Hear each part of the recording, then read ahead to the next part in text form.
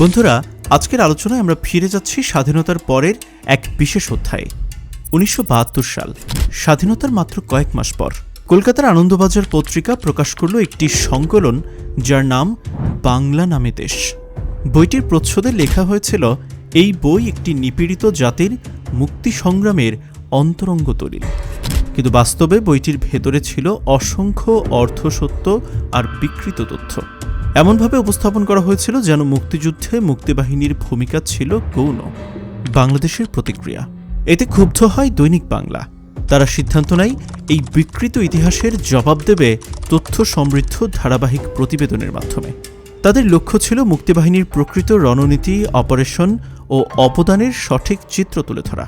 ১৯৭২ সালের ১ ডিসেম্বর থেকে ১৬ ডিসেম্বর পর্যন্ত প্রতিদিন দৈনিক বাংলার শেষ পাতায় প্রকাশিত হবে সেই প্রতিবেদন।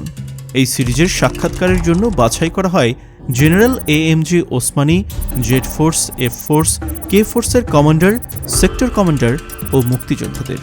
এই দায়িত্বই দেওয়া হয় সাংবাদিক হেদায়েত হোসেন মোরশেদকে। জিয়াউর রহমানের সাক্ষাৎকার। নভেম্বরের এক সন্ধ্যায় মোরশেদ গিয়েছিলেন জেড ফোর্সের অধিনায়ক জিয়াউর রহমানের ক্যান্টনমেন্টের বাসায়। সঙ্গে ছিলেন ISPR এর পরিচালক জাহিদ হোসেন।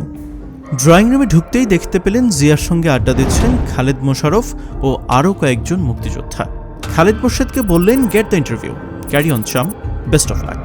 এরপর কিছুক্ষণ পর বিদায় নিলেন অতিথিরা, চা এলো, শুরু হলো আড্ডা। অবশেষে টেপ রেকর্ডারের বাটন চাপলেন মোরশেদ। জিয়া শুরু করলেন তার মুক্তিযুদ্ধের স্মৃতিচারণ। হঠাৎ এক ফোন কল। মাত্র 5 মিনিটের মধ্যেই টেলিফোন বেজে উঠল।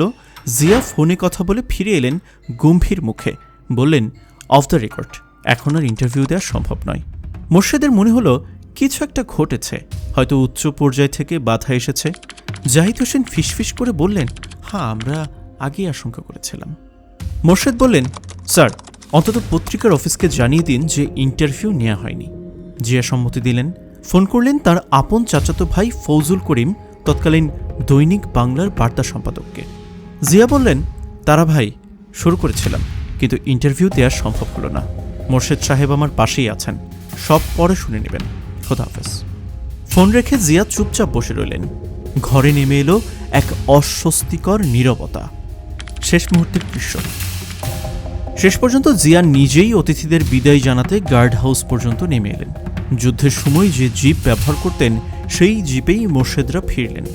বিদায় মুহূর্তে জিয়া শুধু বললেন, okay, it's part of the life, forget it, খোদা হাফেজ। চোখ কি ভিজে গিয়েছিল? মোরশেদ লিখেছেন, তখন মনে হচ্ছিল তার চোখ কি ভেজা নাকি শান্ত। তিনি কি আমাদের কাছে লজ্জা পেলেন, নাকি চোয়াল কষে তার কোঁধ লুকিয়ে রাখলেন? আবছা আলোয় ঠিক বোঝা গেল না। ইতিহাসের শিক্ষা।